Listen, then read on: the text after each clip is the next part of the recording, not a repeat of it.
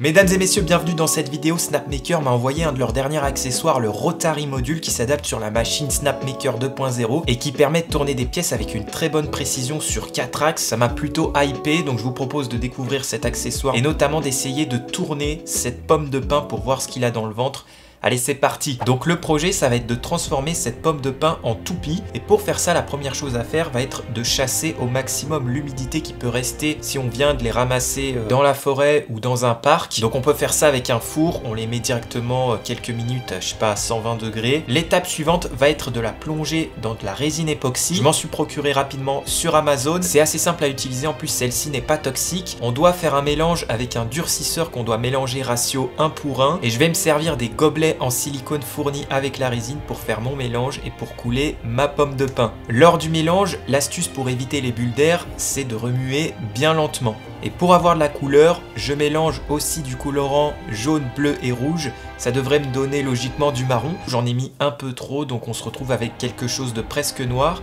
Mais on verra ce que ça donne une fois sec. Et j'ai prévu quand même un autre essai au cas où avec moins de colorant.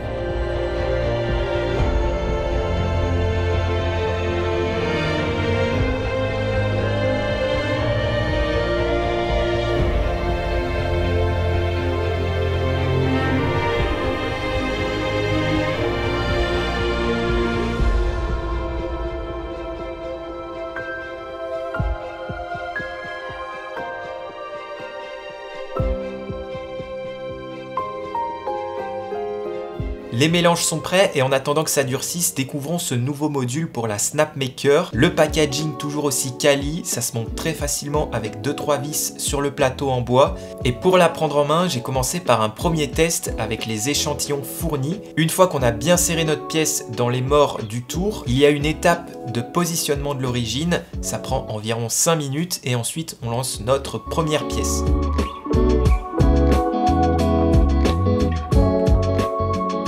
4 heures plus tard, notre première pièce est terminée, le rendu d'ensemble est assez impressionnant, les détails sont très bien réalisés et notez que pour avoir ce rendu, j'ai utilisé la fraise pointue pour aller chercher les petits détails. Un mot sur le logiciel Luban que j'ai utilisé. Depuis ma dernière vidéo dédiée sur la machine Snapmaker 2.0, il y a eu quelques mises à jour, c'est encore plus simple de l'utiliser et il y a des paramètres prédéfinis selon les matériaux que l'on veut usiner. Donc il y a juste à suivre le processus, on est bien guidé, franchement assez simple. Pour aller plus loin, j'ai fait un deuxième test avec du vrai bois brut sur une distance un peu plus grande et notamment pour refaire un sabre laser. Et c'est là que je me suis vraiment rendu compte des limites machine. On ne peut pas réellement fraiser sur beaucoup de longueur car sans la contrepointe située à l'autre extrémité du tour, c'est difficile de conserver une bonne coaxialité. Et j'utilise aussi cette contrepointe pour bien centrer mes pièces même si je ne l'utilise pas par la suite. Donc voilà, c'est à prendre en compte.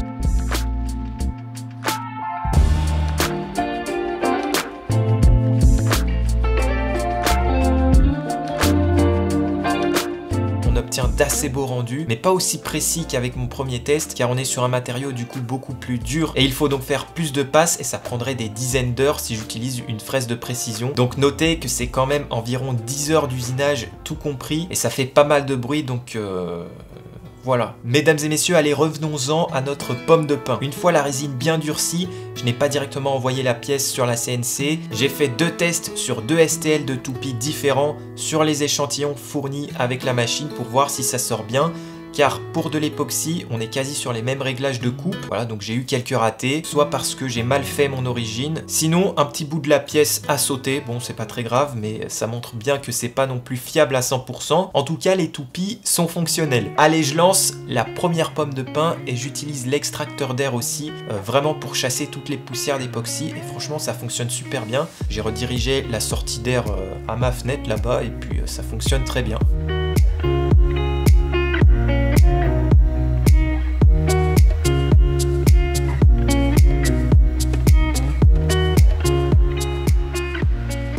Une fois terminé, bon, c'est pas mal, c'est pas franchement ultra clean, j'ai donc poncé et nettoyé les pièces et malheureusement je n'avais pas forcément de produit pour lustrer la pièce, donc je pense qu'elle peut avoir un bien meilleur aspect. Franchement c'est pas mal, ça a son petit effet.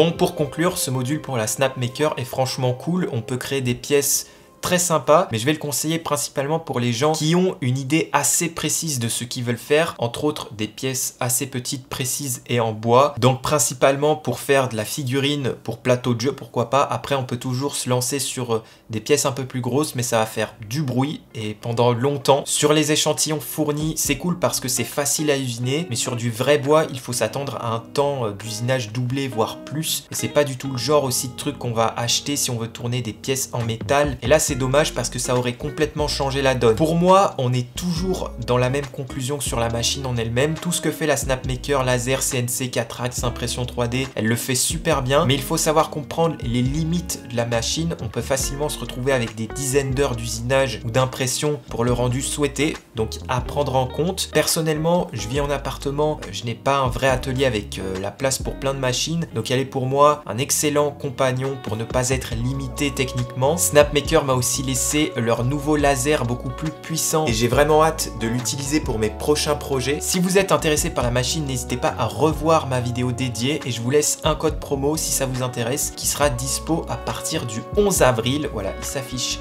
quelque part par là. Mesdames et messieurs, je vous remercie pour cette petite vidéo, ce petit test sympa. On se retrouve très bientôt. Ciao les amis.